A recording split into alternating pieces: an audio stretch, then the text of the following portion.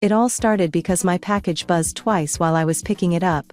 The delivery guy suddenly lunged at me, ready to hit me. "You shameless whore," he shouted. "Buying crap like this? Back in the day the neighborhood committee would have beaten you to death in public. The hell?" I tore open the package in front of the crowd. "Open your damn eyes and look. It's an electric toothbrush." But apparently that comeback bruised his ego. The next day, he went online and posted a twisted story about me, accusing me of being some kind of desperate sex addict, uploading photos, stirring the pot. Then he had the audacity to DM me. "You better apologize on your knees for insulting me. Do you have any idea how much psychological trauma your dog eyes comment caused me? Pay me $15,000 in emotional damages, or I'll make sure your reputation is destroyed." I didn't pay him. Instead, I spent the $15,000 to make his fake story trend on local social media. By the end of the week, he was the one getting dragged through the mud. Our neighborhood's package drop-off guy, Larry, was notorious for snooping. Every box that came through he'd shake, sniff, or outright rip it open. Then he'd make some off-color joke. Someone ordered a bra? He'd smirk and say, "You sure you're a C-cup?" Someone ordered tights? He'd chuckle. "These tear easy?"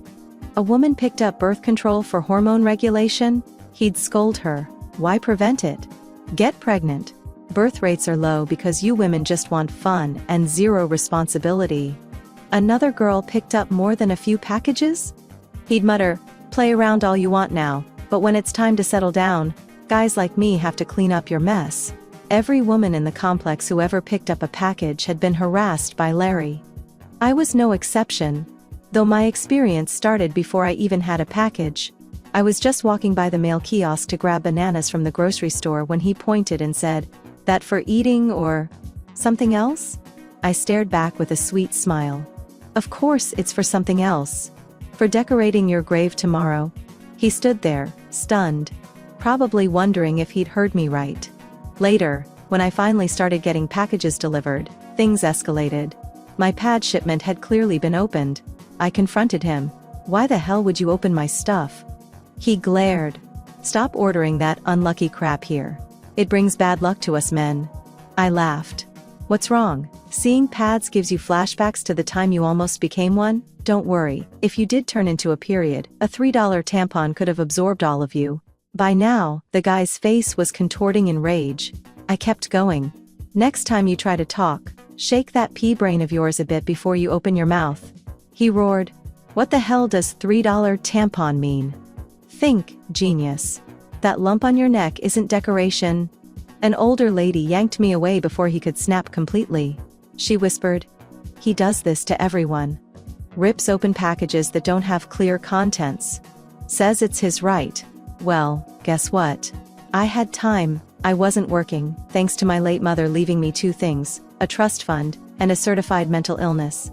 No one would dare hire me even if I wanted to work. And I'm banned from starting a business. Doctor's orders.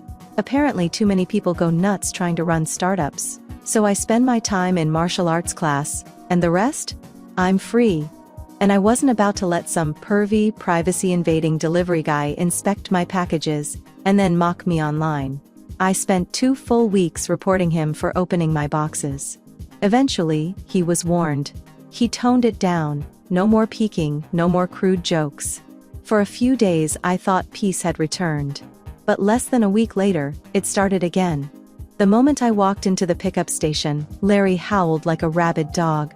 "Get out of here, you disgusting slut. You're dirtying the place." People in line jumped. "What the hell is wrong with you?" "I'm talking about her." He pointed. "You all should see what she bought. It's revolting." He hurled the package at me. It smacked me in the face. Hard. Pain radiated through my nose. The room fell silent. Then came the sound. Bzz. Duh. The package was vibrating, loudly. Someone gasped. "What the hell is in there?" A guy chuckled. "Probably her boyfriend?" Another snorted. "At that speed? This girl's got stamina." Larry went for the kill. "This one, she freaked out before when her box got opened. Scared people would find out what she buys. Now I get it, she's into this stuff." I took a breath. Then I smiled. "You dumbass. I pointed at him. You think every vibrating thing is a sex toy? Your mind's so small it can only think about genitals. You must be real familiar with that kind of thing. Been using them a lot, huh? He took a step back. I faked a sniff. God, you stink. What, you leak when you get excited? The room laughed. Larry's face turned red. He rolled up his sleeves. Say that again. I'll rip your mouth off. I stepped forward. Do it. Try me. People rushed to hold us back. I kept yelling. Ooh, you're gonna rip my mouth off? I giggled. Please. You can't even rip toilet paper. Only hard thing on you is your damn mouth. Pathetic creep. He lunged again. I'm gonna kill you, bitch. He reached for a pair of scissors, but a girl nearby knocked them away. He ended up flailing his fists, trying to land a punch, while I weaved and dodged like a damn kung fu movie. After 5 minutes he hadn't touched me once. Trying to beat the air to death? I taunted. Then I tripped him with a leg sweep. He flew into the metal shelf. Crash! And boxes rained down on him. I pulled him out from the pile as he groaned. He opened his mouth to curse me again. Slap. Slap. Try saying it again, I warned. He mouthed, bitch. So I stomped on his nose. Tears welled up instantly. You bought that thing. You should have been beaten to death with it. I was just trying to keep you from going down the wrong path. Why'd you hit me? I ripped open the box and shoved the toothbrush in his face. Look. Electric toothbrush. Not that it matters. Same thing, still buzzes. Who knows where you'll shove it? 2 more slaps. Even if it was a toy, you think it's your place to shame women for it? We're allowed to enjoy ourselves. You? You sit around fantasizing all day like a creep. You've got zero game. No woman wants you. You probably jerk off with old socks. Then a notebook fell out of one of the boxes. I opened it. It was a handwritten ledger. Names, addresses, bra sizes, product purchases. It read like a stalker's playbook. Then all hell broke loose. Chapter 2. The Notebook of Secrets. The notebook was filthy, creepy in the worst possible way. Jennifer Mason, C-cup, slight chub, lives at Maplewood Apartments in 801, bought lace lingerie, lives alone.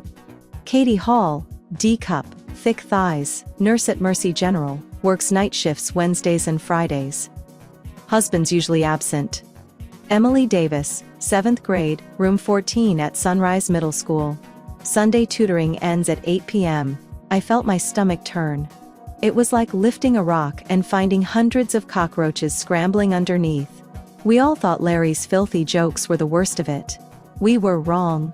His yellowed, sweat-stained notebook held personal data on every woman who had ever picked up a package at that kiosk. Not just notes, plans, targets, intent. Isn't your daughter's name Emily Davis? I asked the owner of the nearby corner store, who had been defending Larry just moments ago. He flicked his cigarette onto the pavement. What the hell are you implying? When he saw the notebook, his face drained of color. His expression twisted into rage. He turned and kicked Larry in the chest so hard, Larry collapsed in a heap. You son of a bitch, I treated you like family, and you're stalking my kid? She's 11. I sneered. Maybe she was dressing too provocatively for him, huh? Everyone knew middle schoolers wore oversized school uniforms. The suggestion was sickening. Other people began flipping through the notebook. It was impossible to deny. Larry had dirt on almost everyone. Men were listed too, though more for insults than obsession. Slick-haired douche with a limp dick. Who does this moron think he is, calling me bro? The mob around us had reached critical mass. People took photos of every page and posted them in the local WhatsApp and Nextdoor groups. Screenshots, videos, TikToks, even live streams. Within minutes, Larry's world was on fire. By the time the cops arrived 20 minutes later, he'd been publicly beaten half to death. He was lying on the sidewalk in a pile of someone's panties, with a crusty sock stuffed in his mouth, bruised and bleeding. But here's the kicker. He hadn't technically committed a crime. Opening packages was unethical, not illegal. Stealing lingerie? The total value didn't meet the felony threshold. So all the cops could do was give him a warning. Larry Benson, the officer said, looking bored. You've only been out of prison a year. Want to go back that bad? You think next time it'll just be a slap on the wrist? One more screw up and you're looking at jail time? After that, things went quiet for a few days. Then I ran into the girl who had swatted the scissors out of Larry's hand. Her name was Rachel Whitman from Building 2. I thanked her. She said, "Actually, I should thank you. You spoke up for me when he humiliated me in public." Turns out, Rachel had been the one who bought birth control pills, and Larry had called her a slut in front of everyone. I couldn't help but jump in back then. What? She doesn't want to have a baby? Probably afraid of giving birth to someone like you? Rachel chuckled at the memory but grew serious. We're from the same hometown. Larry's a petty little psycho. If I were you, I'd move. He's going to come after you. I didn't take it seriously. I thought I had humiliated him so thoroughly, he'd never dare try anything again. I was wrong. 2 months passed, and I got a few strange calls. Hey, how much is it for one night? How many people are included in the rate? I heard you're better than a toy. Let me be your next meal. What the hell? At first, I thought it was just random pervs. But then I had a feeling. Larry was behind this. I called my friend Chris, a guy I met years ago at a psychiatric rehab center.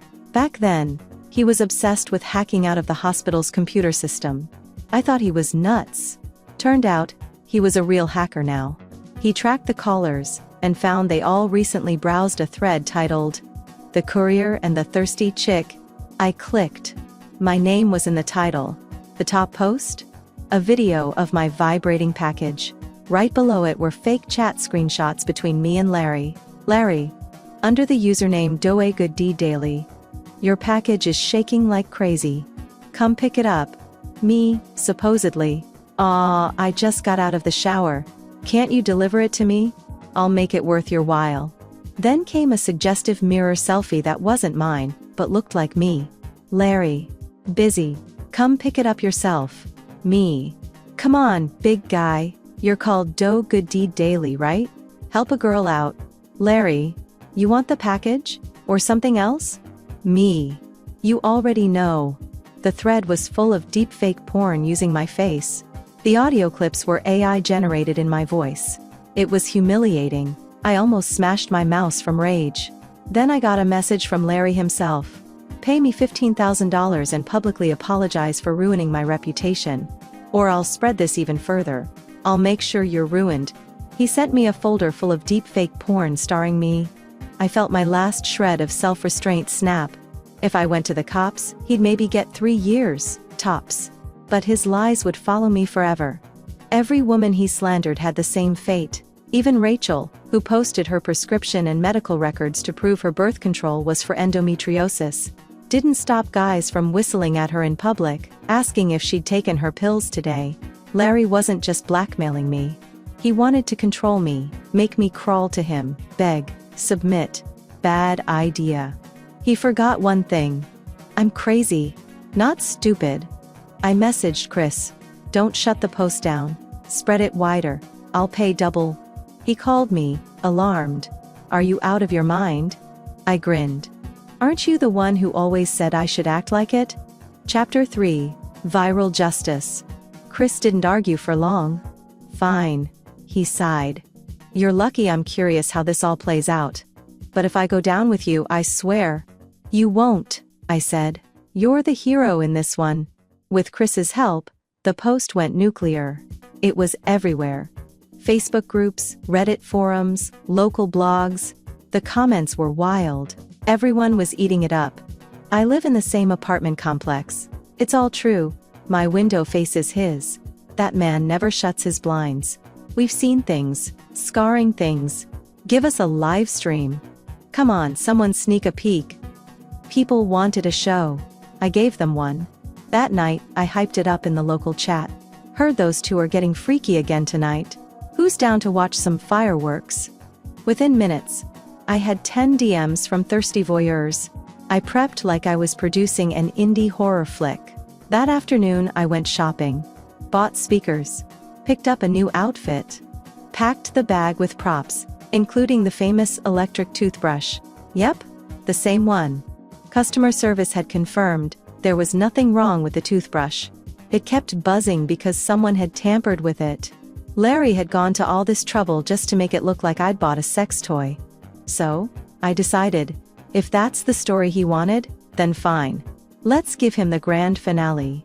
That night I climbed in through his window, easy considering he never locked it, and quietly opened his front door to let in some air. Then I planted speakers near the door and windows. Every place sound could leak. Larry was snoring away in just boxers. Perfect. I clipped a tiny mic onto his waistband. He stirred slightly. I grinned. Then I leaned in and yelled right into his ear. "Baby, time to play with the toothbrush." He bolted upright, groggy and confused. And that's when I activated it. A loud bzzz echoed through the room. He screamed. The sound poured out into the hallway, amplified through the speakers. In less than a minute, the stairwell filled with footsteps, neighbors rushing to see what the hell was going on. They flung open the door, and froze. The scene was unforgettable. Larry, half naked, writhing on the floor, trying to yank the vibrating toothbrush out of his waistband, while screaming like a dolphin on helium. Women screamed. Men shouted. Children were whisked away. Larry scrambled for the kitchen, grabbing a butcher knife. "You psycho bitch." He lunged. But just as he reached me, the cops barreled in and tackled him to the floor. He landed face down, butt up, crying. And I laughed so hard I almost passed out. 30 minutes later, at the hospital, a doctor helped Larry remove the toothbrush. He cried the whole time. They brought us both to the police station. Larry, red-eyed and limping, cried to the officer. "She broke into my house." I pouted. "But honey, you said you liked role play." He screamed. "I'm not her boyfriend. She's insane." I smiled, pulling up the fake chat thread on my phone. "You sure? These messages say otherwise." The officer frowned. "Is this you?" Larry froze. One glance at the screenshots, and his whole body sagged. Okay, I made it up. I wrote the post. It's not real." "You what?" The cop snapped. Larry nodded furiously. "I was mad. She embarrassed me. I just wanted to get back at her." "Fabricating and spreading obscene material is a crime," the officer said coldly. "You'll be lucky if you only get 3 years." Larry panicked. "Wait, no, I lied. It wasn't fake, it was real." "Which is it?" the cop asked. Larry just stared, mouth open, eyes glassy. They cuffed him and took him away. I waved. But it wasn't over yet. The next day, Larry's story, "Electric Toothbrush Man Sent to ER," hit the front page of local social media. "Emergency room visit after toothbrush incident. Not what you think. Neighborhood freak exposed by electric buzz." Guess where he put it? It went beyond viral. Self-proclaimed journalists, gossip bloggers, even TikTok sleuths picked it up. Memes, reaction videos, commentary breakdowns. Everyone was talking about Larry. Even his original slander against me resurfaced. But now it looked like a pathetic lie in comparison. Every screenshot, every fake chat, every fabricated video turned against him. The mob dragged him through the dirt. So this dude tried to slut-shame a girl, and it backfired this hard? Bro, maybe keep the toothbrush out of your butt next time. Imagine explaining this to your future kids. Larry became the ultimate cautionary tale. His old buddies? They ghosted him. His wife? She showed up. Chapter 4. Husband, Homewrecker, and Hell to Pay. Larry's wife, Catherine, was not what you'd call subtle. The moment she arrived at the apartment complex, you could hear her from blocks away. Screaming, wailing, demanding answers. She didn't even bother to close the front door. Everyone in the building knew the scandal had reached its final boss. "You bastard, Larry," she screeched. "I gave up everything for you. And now I find out you've been screwing around with some little whore. And with a toothbrush." Neighbors peeked out their doors like it was Broadway. Larry scrambled to show her the screenshots. No, Kathy baby, look, I can explain. It's all fake, I swear." She slapped the phone out of his hands. "Oh please. I grew up hearing stories about the village psycho. That girl, that's her. Everyone back home said she was nuts. If this was fake, why didn't she report you?" Cue my entrance. I strutted in, dressed to kill, red lipstick, heels, sunglasses. Pure femme fatale energy. I bent down and picked up Larry's phone. Smiling sweetly, I handed it to his wife. Hey Kathy. You're just as fierce as Larry said you were. No wonder he didn't want you around. Her eyes widened. You're the girl? I batted my lashes. That's right. But don't worry. I'm not here to take your place. She lunged at Larry, grabbing him by the hair. You bastard. You talk trash about me to your mistress? I gasped and jumped between them, clutching Larry protectively.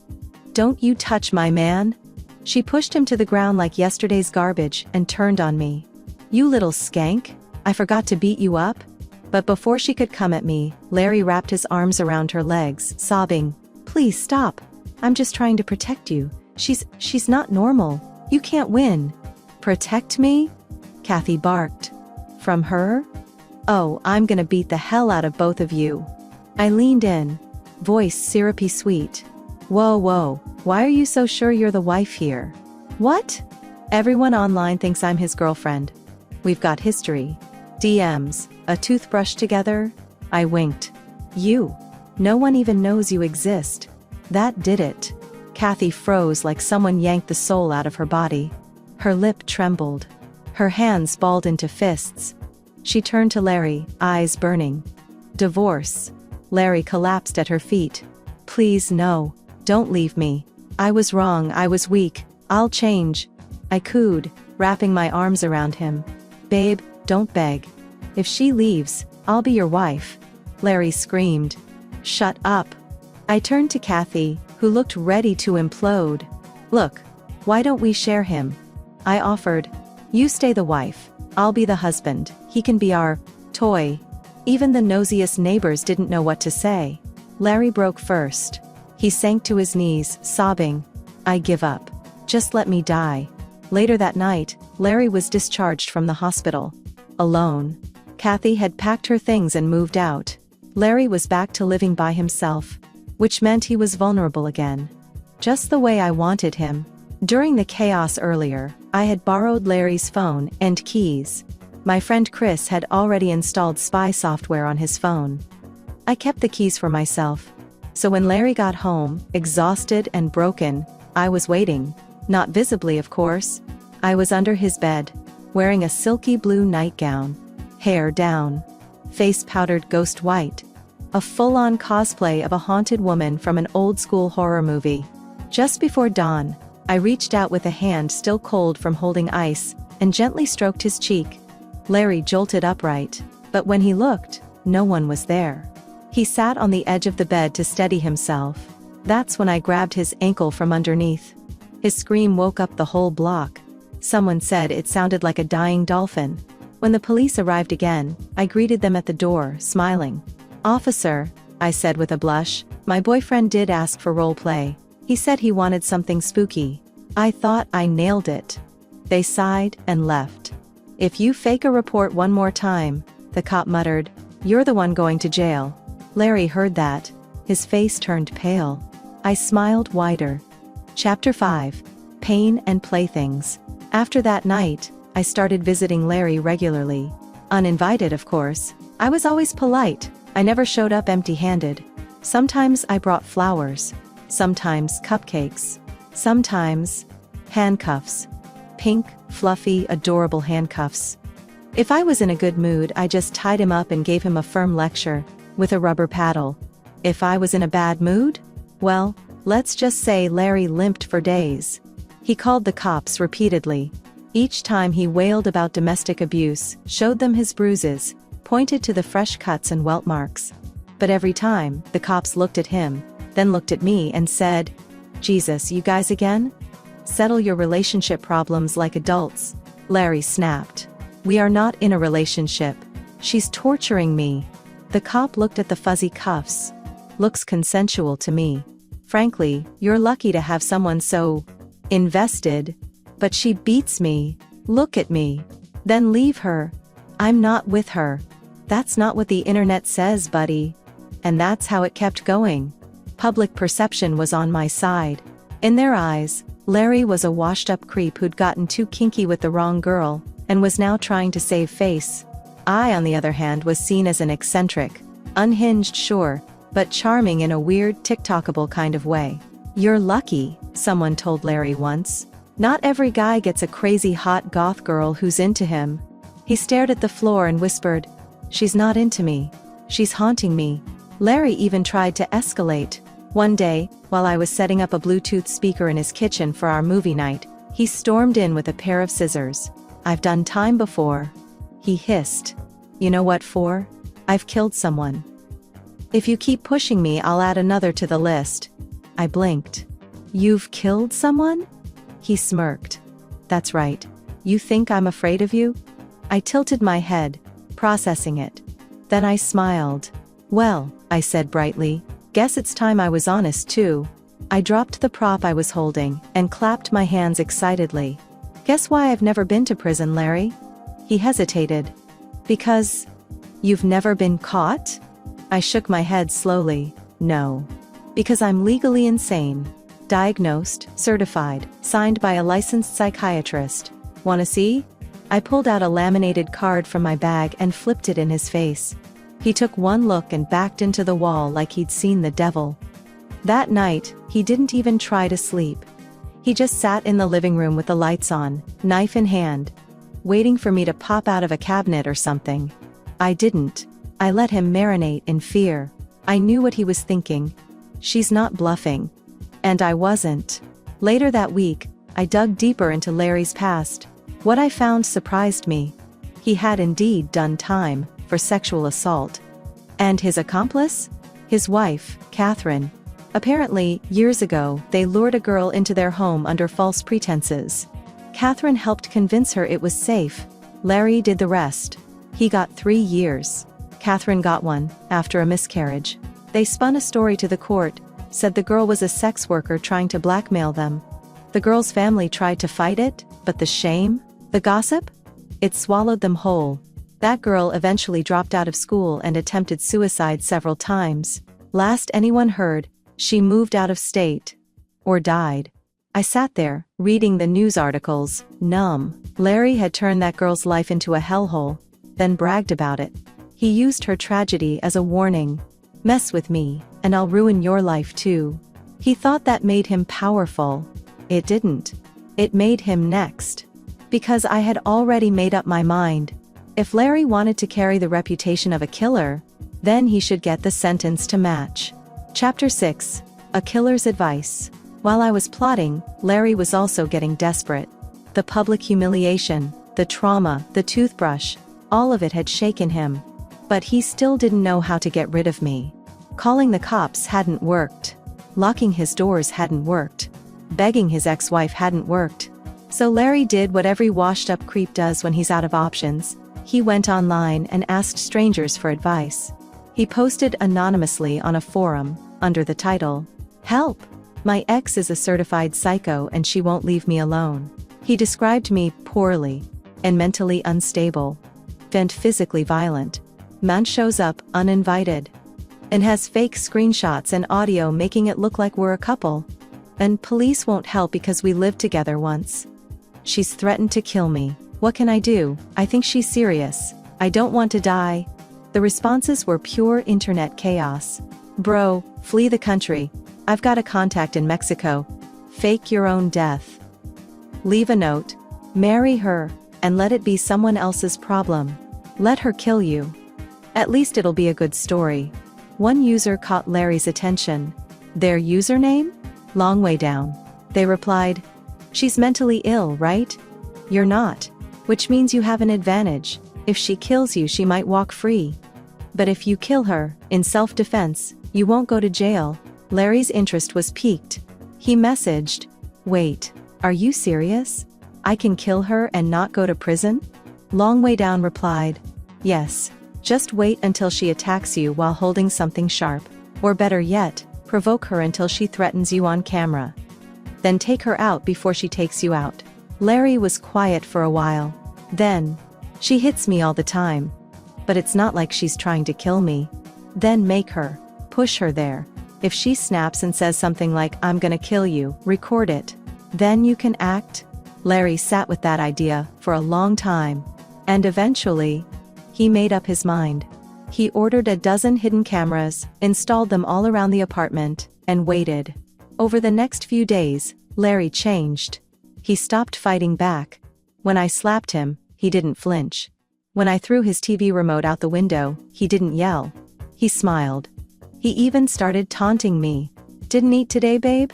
That's the best you've got?" Once he spit out blood and said, "Come on, hit harder. Or you all talk." It was bizarre. But I knew what he was doing. He was trying to trigger a confession. Trying to get me to scream, "I'm going to kill you." So he'd have it on tape. Cute. I played along. One day I leaned in and whispered, "You really want to die, huh?" He grinned. "You won't do it. Wanna bet?"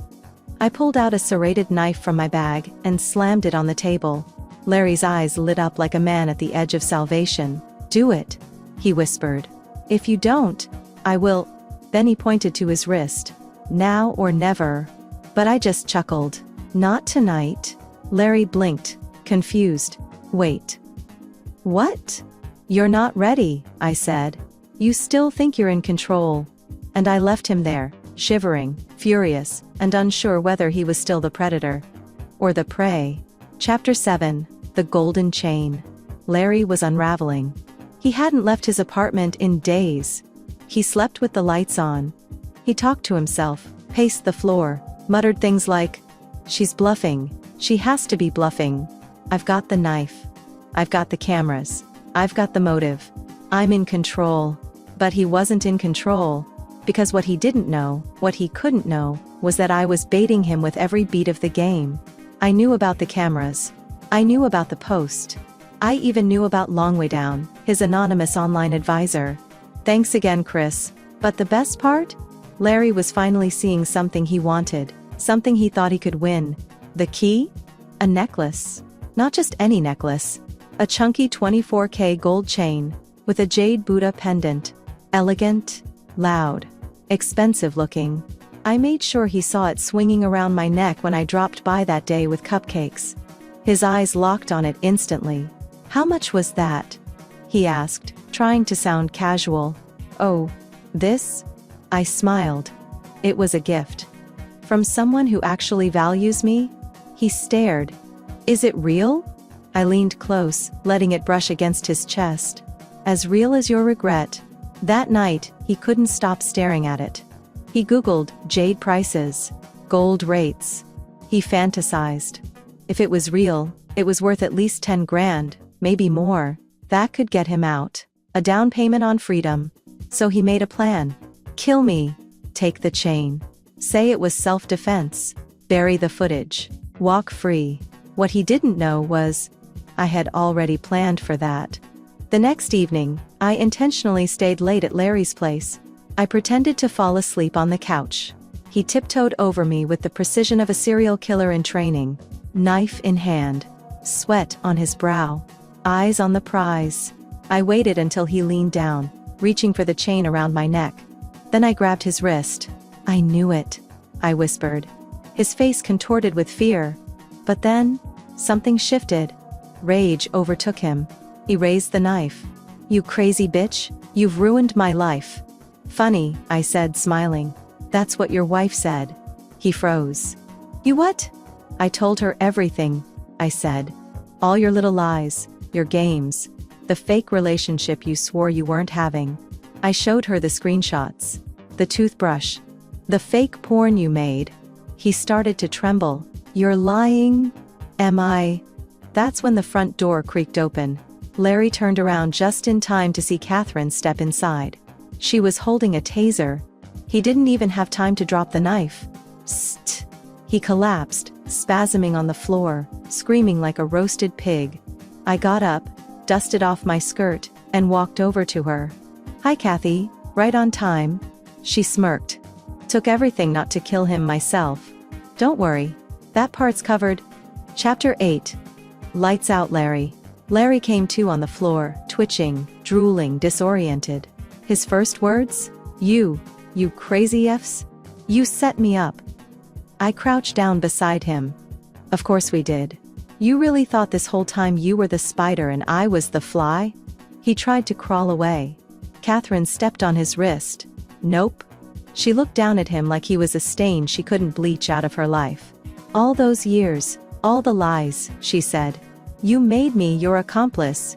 You made me part of your filth. You said you loved me. Larry spat. Catherine laughed. I loved the version of you that didn't exist. I opened my bag and pulled out the final piece, the toothbrush. The original one. His favorite slander weapon. I waved it in his face. Recognize this, Larry? I figure it's only fair you get to spend your last few minutes with your favorite toy. His eyes widened. You're not serious. Oh, I'm very serious, I said, pressing the power button. Bzz, gee, he screamed and flailed, kicking over a lamp. At that moment, Catherine reached down, snatched the gold chain from my neck, and dangled it in front of him. You know what this is? She whispered. He nodded, dazed. Good. Because this is what greed gets you. She dropped the chain on the floor, and he reached for it like it was a life raft. Then I kicked the knife toward him, and screamed, He's got a knife! The building's hallway lit up. Neighbors peeked out again. Someone screamed, Call the cops! Someone else yelled, He's attacking her again! And all of it, the scene, the audio, the shadowed hallway, the terrified screams, was caught on Larry's own hidden cameras. When the police arrived, they didn't ask questions. They just cuffed him. Epilogue. Larry was charged with attempted assault, possession of a weapon, illegal surveillance, and harassment. And thanks to Chris, who anonymously leaked the entire chat log with Long Way Down, the authorities also investigated Larry for premeditated conspiracy. He claimed it was all a misunderstanding. The court disagreed. Catherine testified against him. So did I. And while I did have to speak to a few psychiatrists and cops afterward, I came out clean. All charges against me were dropped. Larry? He got 8 years. But honestly, the real sentence was being Larry. Even in prison, he became the guy from the toothbrush video. A walking meme. A joke with a punchline that buzzed. Online, people still talk about him. Remember the toothbrush guy? Yeah, the one who tried to slut-shame a woman and ended up a convicted felon. Iconic. She's a legend. As for me, I took that notebook of his, the one with all the women's names and addresses. I turned it into art. An installation, The Male Gaze, documented. Premiered at a gallery in Los Angeles. Got written up in Vice and The Cut. And the toothbrush? It's in a glass box, under a spotlight, with the plaque. Evidence #1, the buzz that broke the monster. I guess Larry was right about one thing. Sometimes, revenge does come with batteries included. The end.